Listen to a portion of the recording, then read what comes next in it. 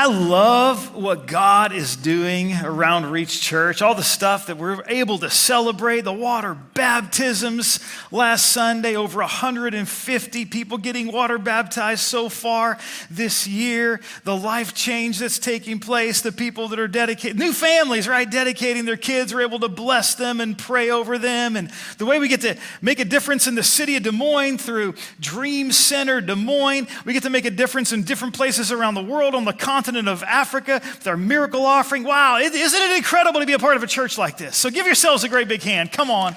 I just love Reach Church. I love what God is doing. As we get into our message today, we're going to look at something fun together, at how it's possible to use the exact same words, but say those words in different ways. And when we do that, something completely different can be communicated. So here's what I mean. We're going to put this on the screen. We'll look at this together, that first phrase. So like we would look at that, we'd read it. Hey, let's eat. Grandma, using the same words, putting the next phrase up there. Or we could say, let's eat grandma. Right? So just same words, saying them different ways can mean something completely different. The next one we're going to look at is this. So, hey, eat your dinner. Or we could say, eat your dinner. Some of you will get that later. The next one is, hey, I'm sorry, I love you. It's like an apology that's being made. Or we could say, I'm sorry, I love you. Right? Two completely different things. The next one, I like this. We could say, there's a man eating chicken. Or we could say, there's a man eating chicken.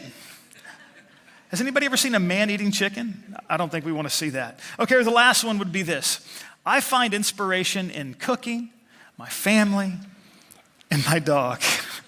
Or we could say, I find inspiration in cooking, my family, and my dog.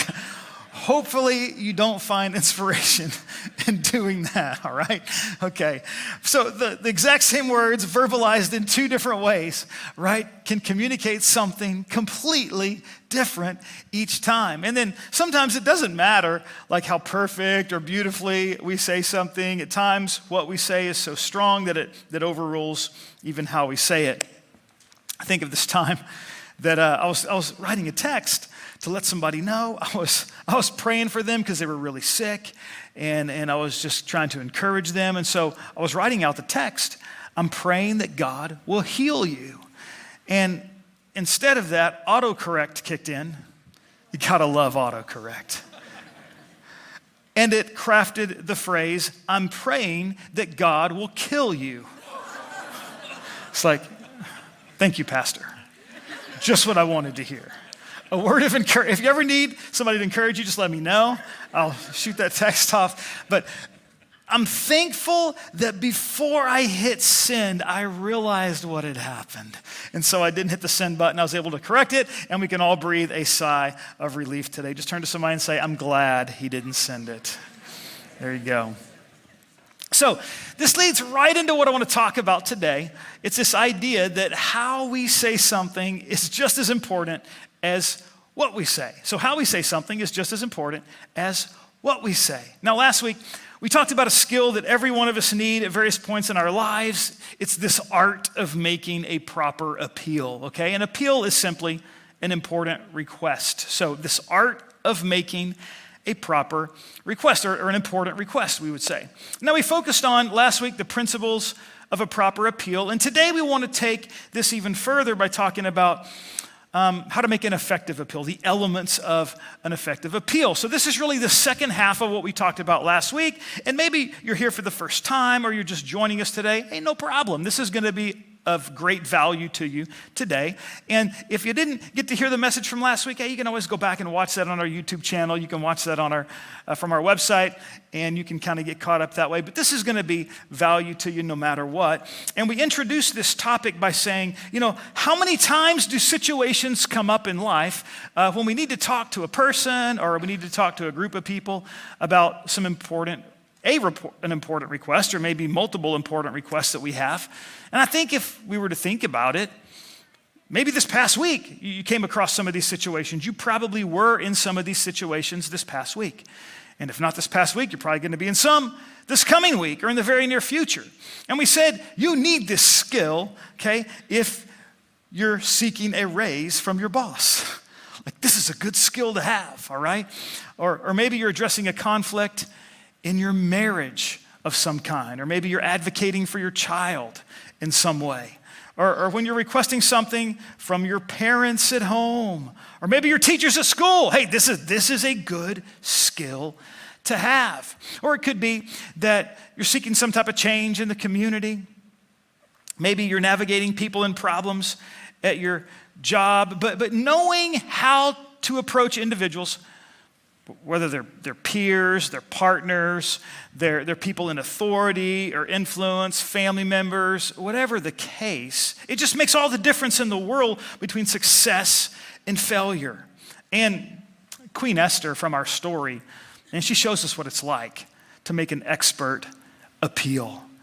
And I love the fact that the Bible is so practical for us that we can come to church and we can get stuff that's going to be so practical that we can use in our everyday life when we walk out of here. Isn't that cool? It's just so cool that the Bible's like that. And we get to journey with this today because we're in the 5th message of our series called Walking Through Darkness. And we're discovering how to navigate dark and difficult situations in life and knowing how to make a proper appeal or an important request is definitely a part of that. So here's the setting and situation, just to make sure we're all on the same page. The prime minister of Persia had convinced King Xerxes to issue a decree to destroy all the Jews throughout the empire. Now, the main characters in our story were also Jews, Esther and Mordecai, so their lives were in danger as well. And since Esther was the queen, she had a unique opportunity to do something about this planned genocide. Okay, so Esther, she had already invited the king and the prime minister named Haman to a banquet, and we talked about all that last week, so I won't get into that again, but we're going to continue the story where Queen Esther invited them to a second banquet.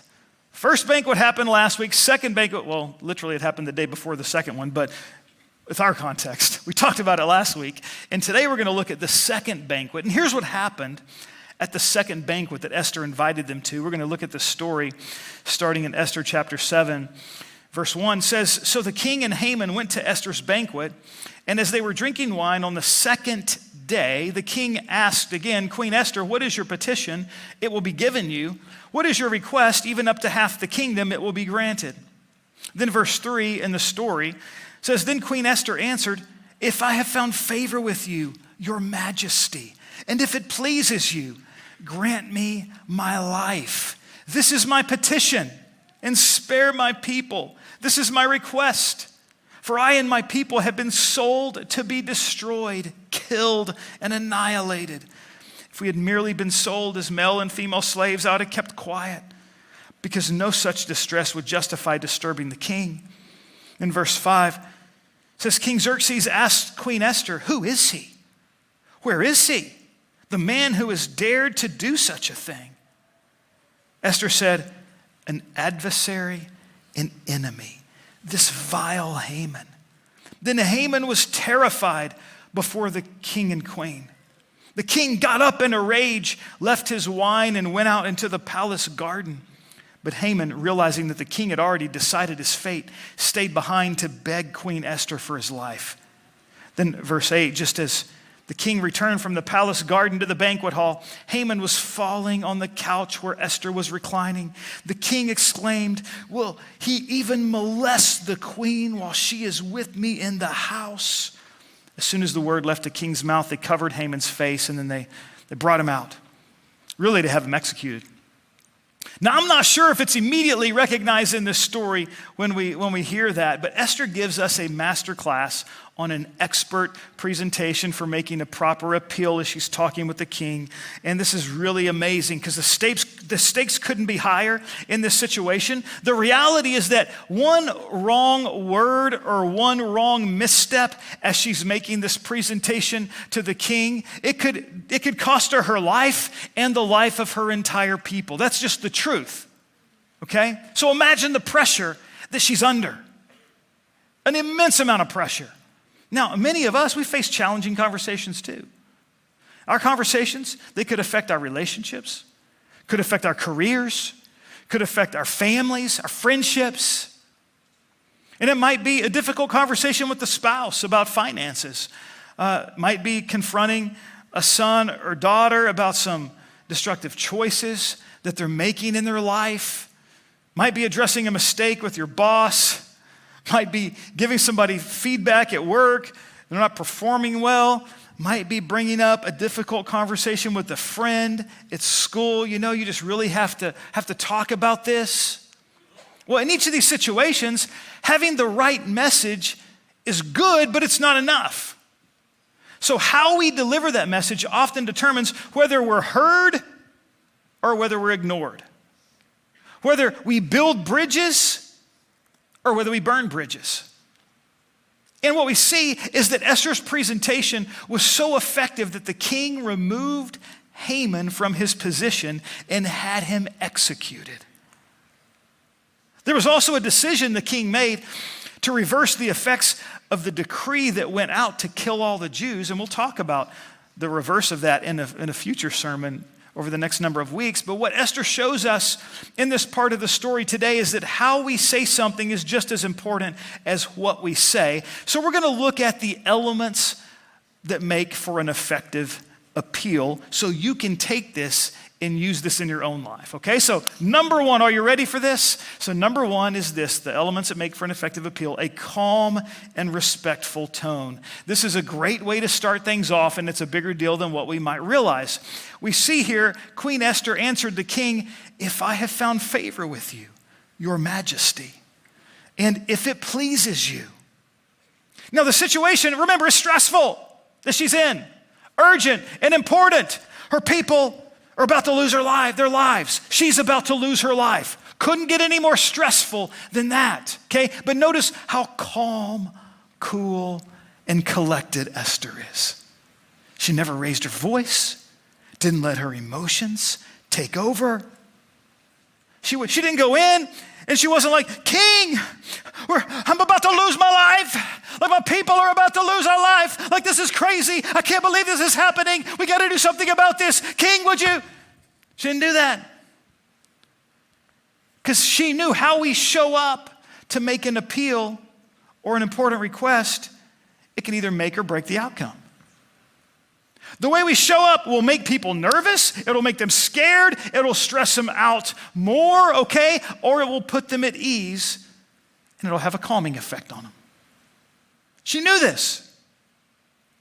Notice what Esther did. At one of the most stressful times, she puts the king at ease. She didn't blow up with emotion. So this reminds me of an opposite situation that I was in. I remember, I think I was like a young teenager, maybe in middle school. It still stands out in my mind. We were driving down the highway one day. My mom was driving. I was in the passenger seat, just relaxing, just kind of chilling out. And all of a sudden, my mom said, "Pray, start praying." And I almost jumped out of the car. Like it was so, like, whoa, what's going on, you know? And I said, what happened? And she just said, "Don't ask questions, just pray." And I said, "I don't know what I'm praying for." You know? And she said, "Pray to God." And I'm like, "Who else would I pray to?" You know, and I'm thinking, man, what's happening? I'm freaked out. You know, I'm so freaked out I couldn't even pray and had no idea what was taking place. And after a few minutes, she finally told me that she wanted me to pray because she saw a cop.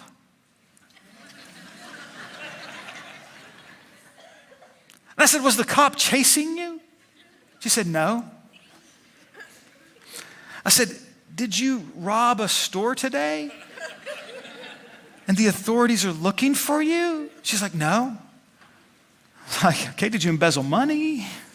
"No." Like, is there a reason that we elevated seeing a cop to like a level 10 threat? And she said, "Well, I didn't want to get a ticket." I'm like, "You weren't even speeding." She said, "I know, but still."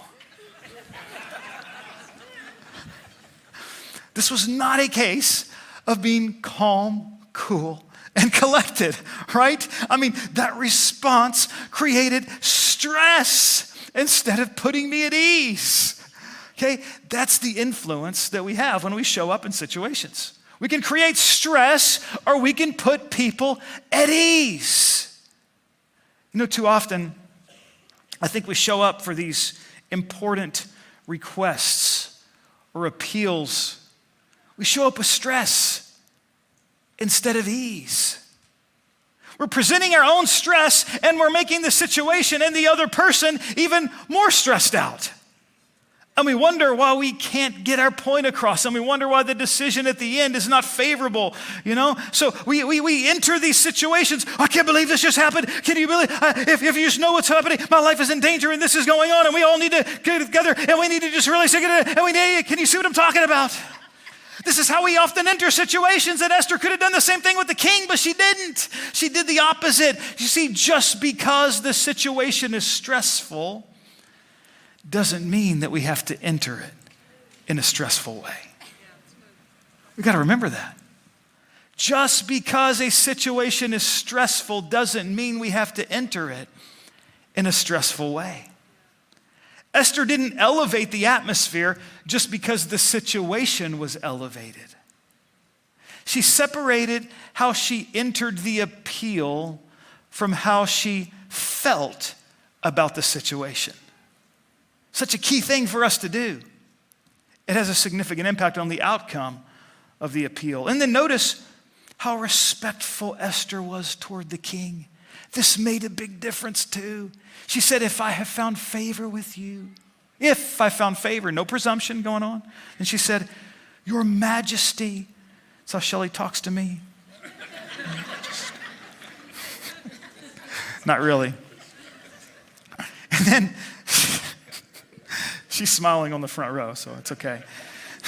Then she said, if it pleases you, like no demands, okay, no demands going on. So Esther is setting the stage for an effective appeal. She knows what she's doing. She is smart, okay? She's good. That's the first element of an effective appeal. Second element of an effective appeal is a clear and direct desire. So she said, grant me my life. This is my petition. And spare my people. This is my request. I think it's so interesting that she didn't start with the problem or the issue. She didn't come in and be like, here's the problem, king, here's what's going on. No, she didn't start with the problem.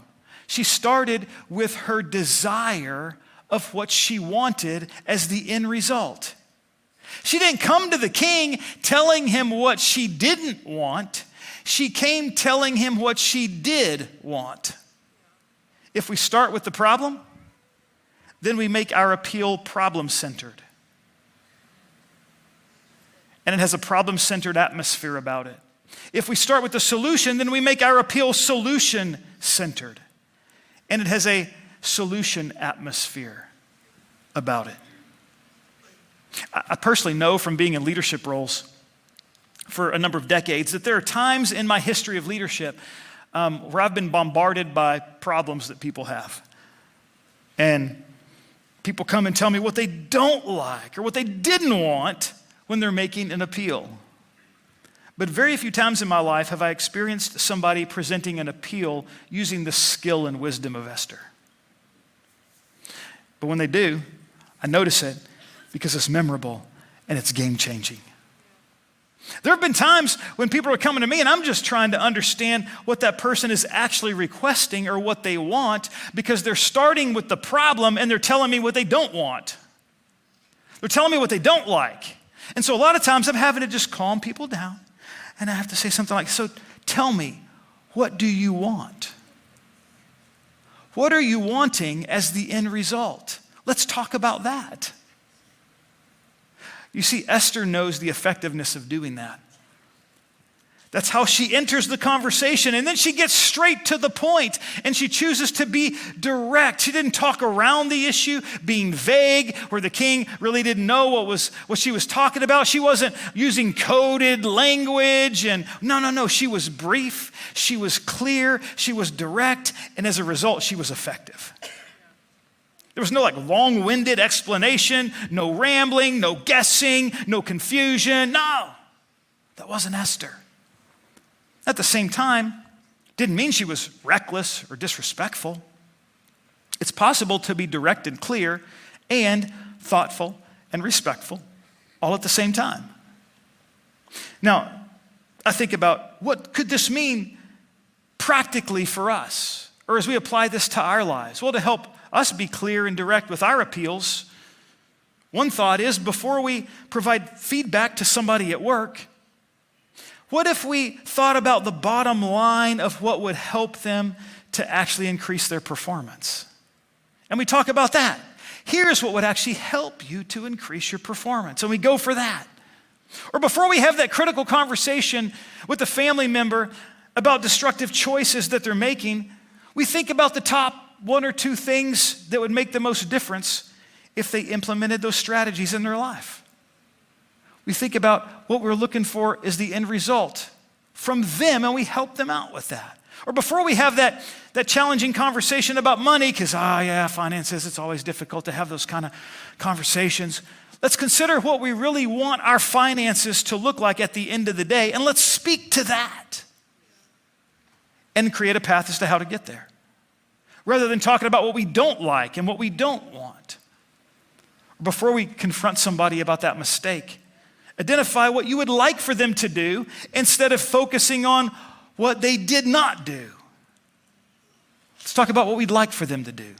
Now, the other key element about being clear and direct with what we want is that it removes the tendency to blame others, and it puts the ownership back on me.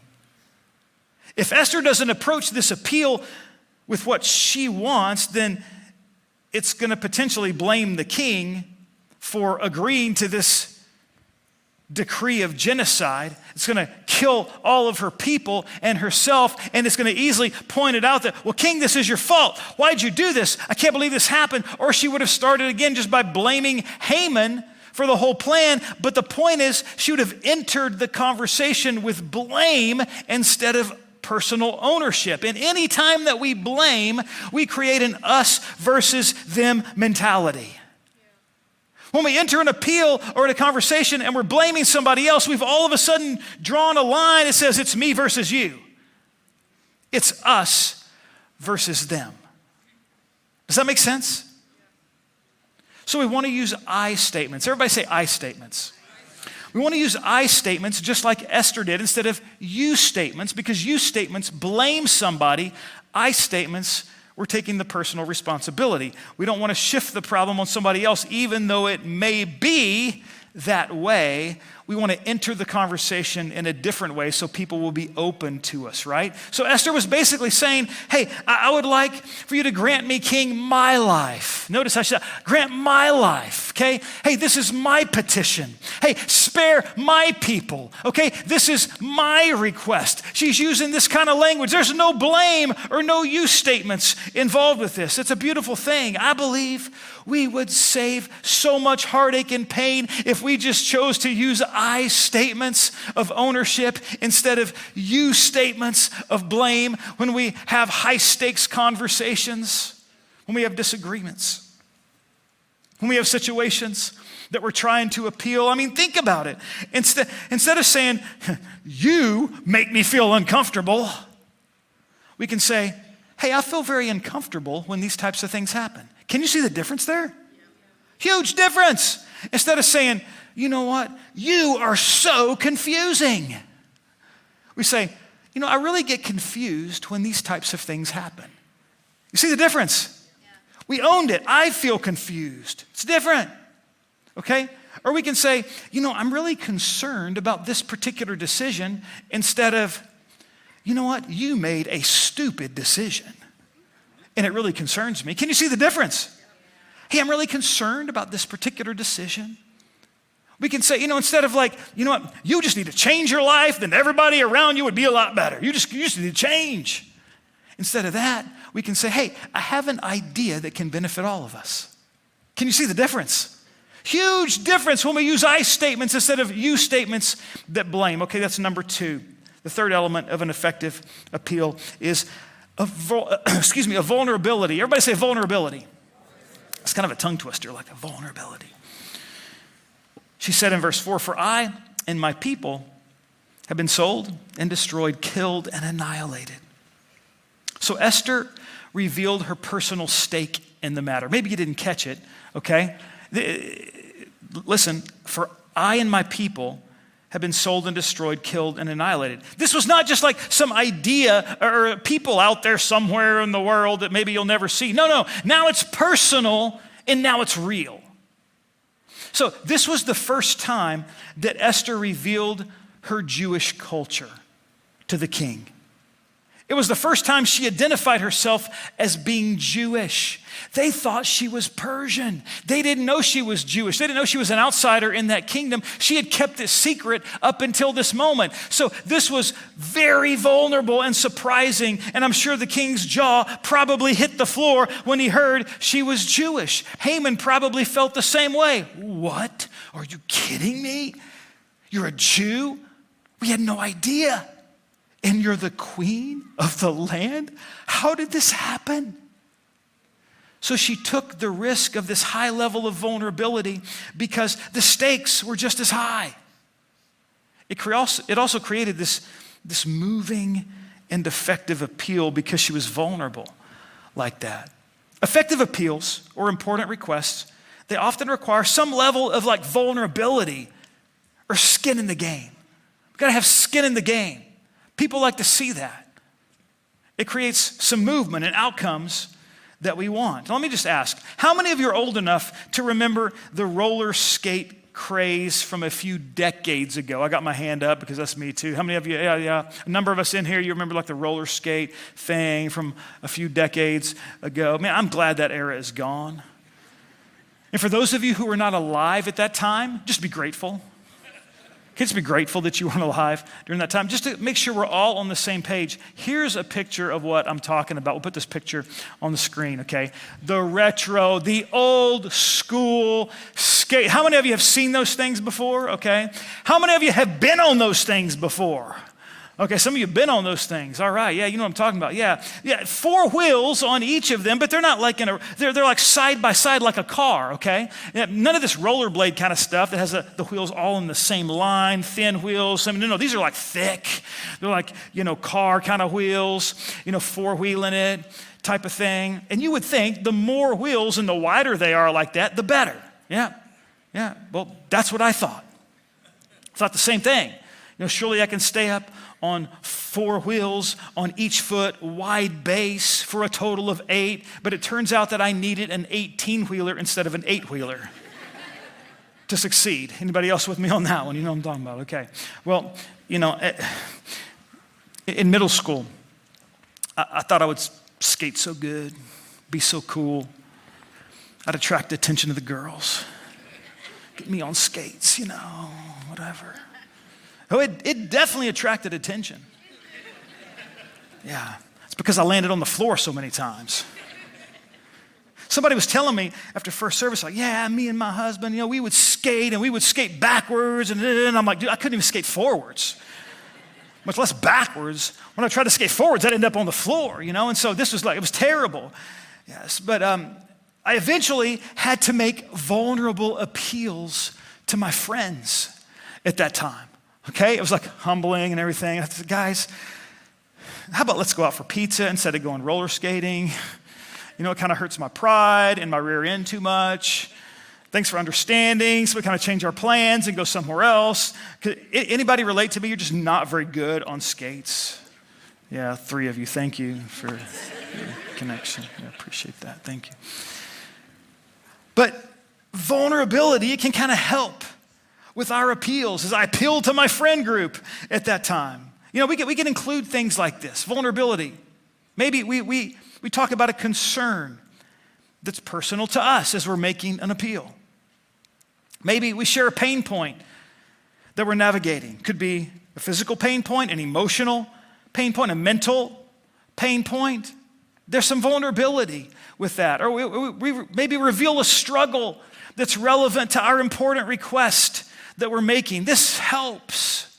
We can even include how we will personally be involved as part of the solution that we're recommending. That's a significant point of vulnerability that includes some skin in the game. A great element that Esther included here. Okay, that's number 3. Now, element number 4 of an effective appeal is a connection with the mind and emotions. A connection with the mind and emotions. She said, "For I and my people have been sold to be destroyed, killed, and annihilated. If we had merely been sold as male and female slaves, I would have kept quiet. Wouldn't have said anything, because no such distress would justify disturbing the king." Esther appealed to both the mind and emotion. She touched the king's heart when she mentioned destruction and death for her, for her own people. And that really hit him right here in the heart. Then she also engaged his mind by communicating that, "King, I wouldn't have bothered you for a lesser matter. Like, I wouldn't even had a conversation. Like, if we were even being sold as slaves, like, I probably wouldn't have even brought this up. Wouldn't have even been here. But since this is a life or death situation, I just thought it was worth it." By communicating these things, it also puts the situation in perspective for the king. It showed that Esther, she wasn't going to make an appeal for something that was like a level 1 or level 2 threat.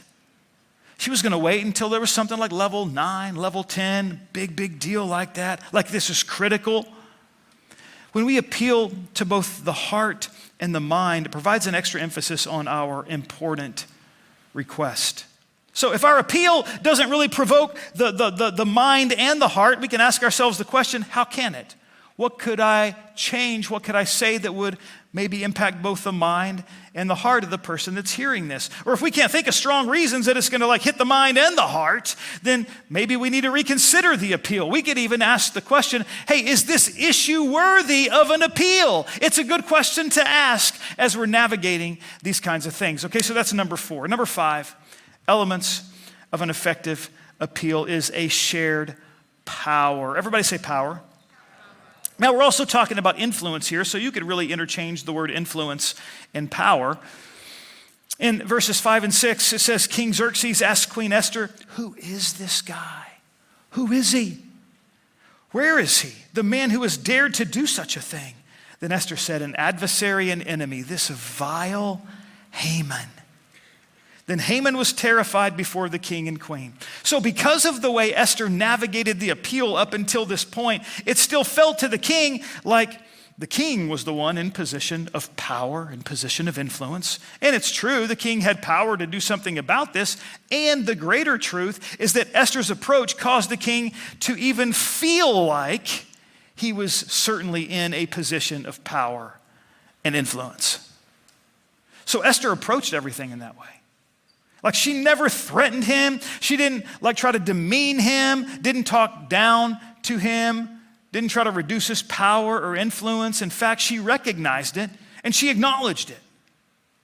Now, this is an important element in making appeals, because the person we're making an appeal to needs to feel like that their role in influence is actually recognized.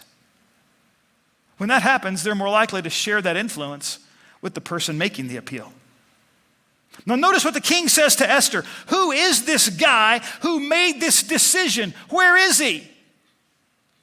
Now, all of a sudden, Esther is in the position or the spot of power and influence. The tables have turned because the king just asked her the most important question in the entire story. Who is this guy? Turning point. He put the power back in her hands. The influence was all on her. It was a question that shifted the influence in that moment, all because of the effective appeal that she presented. And now she was in a position to answer the most powerful question. Then she revealed that Haman was the person who invented this plan of genocide for her and her people.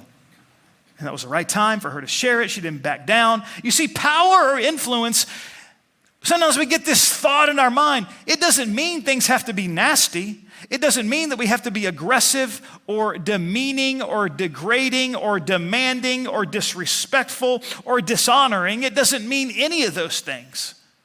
It can actually be strength under control. Esther shows the way to power and influence through the process of an effective appeal, and we can learn a lot from what she's doing here. Okay, that's number 5, the 6th and final element of an effective appeal is a space to process, a space to process. So verses 7 and 8, the king got up in a rage, left his wine, went out into the palace garden, but Haman, he was trying to beg for his life. Then the king finally came back.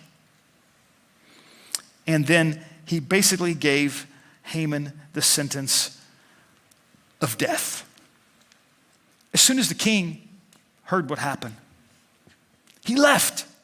He left the palace, went out to the garden to process what just happened. Now notice, when he went out to the garden to process everything that he just heard, Esther didn't run after him. She wasn't like, okay, king, you heard this, so come on, can we have an answer? We got to have an answer. This thing is like serious, it's imminent. Like she wasn't chasing him down, trying to get the answer right there immediately. She gave him necessary space. Everybody say space. Sometimes we need to give those we're appealing to necessary space, the room, okay?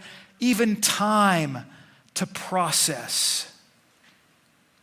That means there won't always be an immediate decision or resolution. And we need to be okay with that. But when the king returned, he made a decision to end Haman's life. He purged the evil who created the plot. Incredible. Now, this is one of the most effective presentations of an appeal that we see in the Bible. It's masterful, and we can use it in our personal lives. We use it in our families, our businesses, at work, with our friends, at school, in church relationships, in almost every environment that exists. And guys, as we're wrapping this up today, I just love how practical the Bible is, that we can not just have it in this environment on a Sunday, but we take it with us every day of the week. And I'm excited for you as you begin to put these principles into practice, what it's going to mean for you, what it's going to mean for your relationships, and what it's going to mean for your life, okay? It's a fantastic thing. Now, before we go today, in a couple of minutes, I'm going to ask us all to stand. But before we do, I want to just ask that nobody would leave the room, over the next couple of minutes, because we're going to ask really you the most important question we could ask anyone, and that is, have you accepted Jesus into your life? It's the most important question we could ever ask. It's a high stakes kind of appeal, or a question like Esther was talking about. And we want to make sure that people have the opportunity to hear that without being distracted. So if we could all stand to our feet and turn our attention towards heaven, maybe turn our face towards heaven, so that we're not going to distract anyone, so that we're going to honor and allow people to make the most important decision they could ever make in their entire life. And what is so high stakes about this particular question? Well, again, as I said, the most important question you could ever answer is, have I accepted Jesus into my life? Why is that so important? Because we're not naturally connected to God as many people think. When we're born into the world, we're born into a world of sin. And the Bible says sin separates us from God, and all of us have sinned. So that means we became separated from God at a very early age. And there's a gap between us and God. And there's only one way for us to close that gap, and it's nothing that we can do in and of ourselves.